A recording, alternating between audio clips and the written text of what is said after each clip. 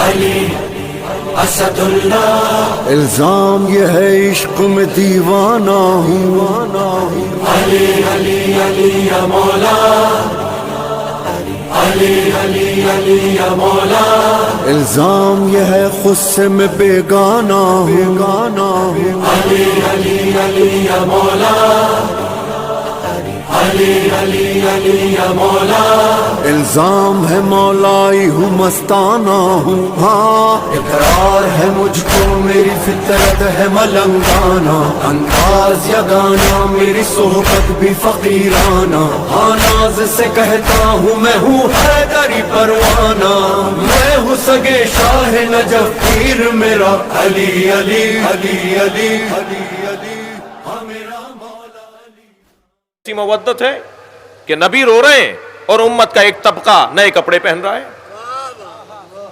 یہ کیسی مودت ہے، یہ کیسا نبی سے پیار ہے، یہ کیسا اجر رسالت ہے کہ نبی کی آنکھوں میں آنسو ہیں۔ صواعق محرکہ میں جی ابن حجر عسقلانی نے، علماء اہل سنت نے اس روایت کو لکھا نہیں جو حضرت ام سلمہ فرما رہی ہیں کہ میں نے خواب میں دیکھا عصر عاشور کہ نبی کے سر پہ عمامہ نہیں تھا، آنکھوں سے آنسو جاری تھے، چہرے پہ خاک لگی ہوئی تھی، اور آپ گریہ کرتے ہوئے فرما رہے تھے میرے حسین کو مار دیا۔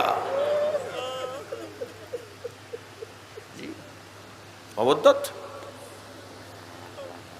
جب حضرت ابراہیم کی رحلت ہوئی، میرے بچے اور جوان لے جائیں ان دلیلوں کو اپنے دوستوں کو دینے کے لیے، نبی کے 4 سالہ فرزند حضرت ابراہیم حضرت ماریہ قبطیہ سے، ام المومنین حضرت ماریہ قبطیہ کے فرزند، ایک دن نبی نے اپنے ایک زانو پر حضرت ابراہیم کو بٹھایا ہوا اور ایک زانو پر امام حسین کو، ہم سن تھے دونوں، امام حسین اور ابراہیم دونوں ہم سن تھے، ایک سن و سال کے تھے، دونوں زانوؤں پہ دونوں بچے بیٹھے ہیں۔ تو جبریل نازل ہوئے وحی لے کر اور کہا اللہ نے پوچھا ہے کہ اگر ہم آپ کی اولاد کی قربانی مانگیں تو آپ کسے کس پہ قربان کریں گے؟ فرمایا میں اپنے ابراہیم کو اپنے حسین پہ قربان کر دوں گا۔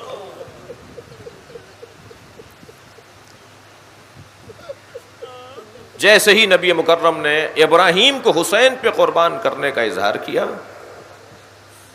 ابراہیم ایک دن بیمار ہوئے اور رحلت ہو گئی۔ اب نبی کو تو معلوم ہے کہ یہ قصہ کیا ہے، تو نبی گریہ کر رہے ہیں۔ جب سرکار نے گریہ کرنا شروع کیا تو عبد الرحمن ابن عوف نے کہا یا رسول اللہ انتا والبکا، آپ اور گریہ؟ تو فرمایا یا عبد الرحمن ان القلب لا يحزن، دل ملول ہونا یہ دل کی سالمیت کی نشانی ہے۔ ان العین لا یدمع، آنکھوں سے آنسوؤں کا بہنا، یہ نبی کی حدیث سنا رہا ہوں میں آپ کو، آنکھوں سے آنسوؤں کا بہنا یہ آنکھوں کی سالمیت کی دلیل ہے۔ یہ نبی کے الفاظ ہیں۔ آنکھ ہوتی ہی وہ ہے جس سے آنسو نکلے، جس آنکھ سے آنسو نہیں نکل رہے وہ آنکھ نہیں ہے۔ جو دل ملول نہیں ہو رہا وہ دل نہیں ہے۔ اور فرمایا سنو الا اللہ یقول لا یرضا، فقط بات یہ ہے کہ آنکھوں سے آنسو بھی نکل رہے ہو، دل بھی ٹوٹ رہا ہو، مگر زبان سے اللہ کا شکر بھی ادا ہو رہا ہو، اس سے رضایت کا اظہار بھی ہو رہا ہو، یا اللہ یہ جنازہ دیکھ کے روؤں گا اس لیے کہ تو نے رونے کی صلاحیت دی ہے، یا اللہ میرا دل ملول ہو رہا ہے، مگر یہ دل ملول ہونا تجھ سے عدم رضایت کی نشانی نہیں ہے۔ یہ نبی نے نظریہ دے دیا۔ جنازے پہ رونا، اللہ اکبر، زیادہ دور نہیں جائیے، قرآن مجید سورہ مبارکہ یوسف، لوگ کہتے ہیں قرآن سے ماتم دکھاؤ، آپ لوگ تھکے ہوئے تو نہیں بیٹھے نا؟ لوگ کہتے ہیں قرآن سے ماتم دکھاؤ، لوگ کہتے ہیں قرآن سے یا حسین دکھاؤ، میں ابھی قرآن سے یا حسین دکھاتا ہوں۔ حضرت یعقوب روزانہ، ایک دن نہیں، محرم میں نہیں، 10 دن نہیں،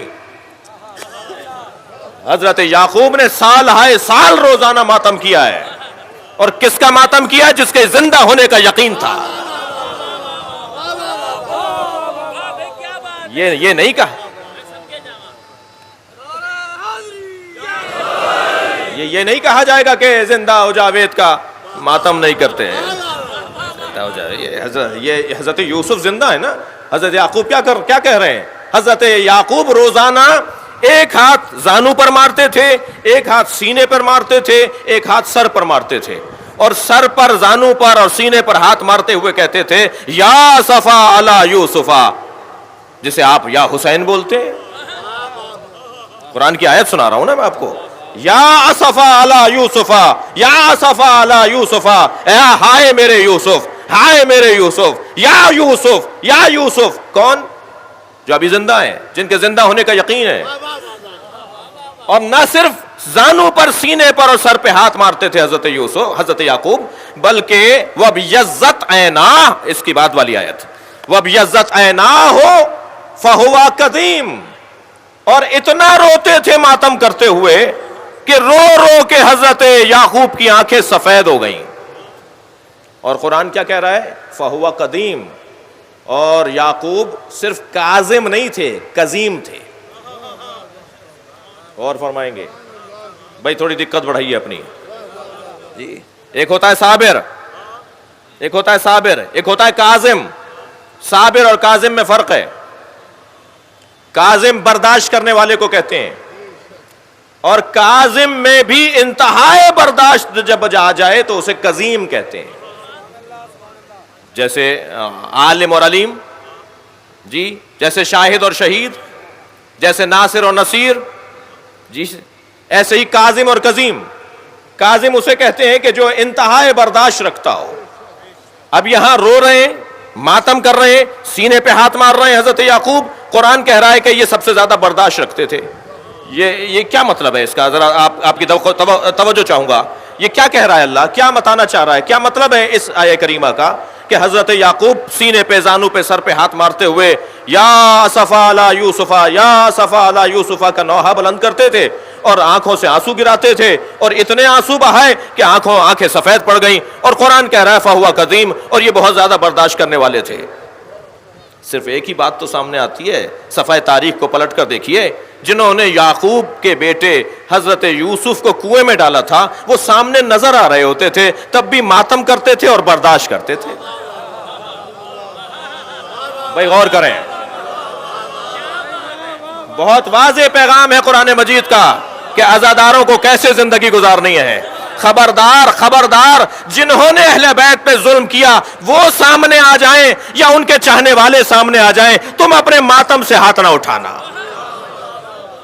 برداشت کرو، ان سے ملاقاتیں کرو، ان سے دوستیاں رکھو، ان سے آنا جانا رکھو، ان کے ساتھ کھاؤ پیو. بھائی اور کتنا پیغام واضح ہوگا؟ قرآن ہمارے لیے رہنما ہے یا نہیں ہے؟ قرآن کہہ رہا ہے کہ یہ ماتم بھی کرتے تھے، روتے بھی تھے، فہو قزیم، اور برداشت بھی کرتے تھے. کس بات کو برداشت کرتے تھے؟ ان بیٹوں کو روزانہ دیکھتے تھے جنہوں نے حضرت یوسف کو کنویں میں ڈالا تھا، مگر اپنے بیٹوں کو اپنے گھر سے نہیں نکالا. بھائی آپ لوگ اگر تھوڑا سا، میں بہتوں کی زیارت نہیں کر پا رہا ان روشنیوں کی وجہ سے، مگر آپ احساس دلائیے کہ آپ یہاں پر ہیں. غور کریں.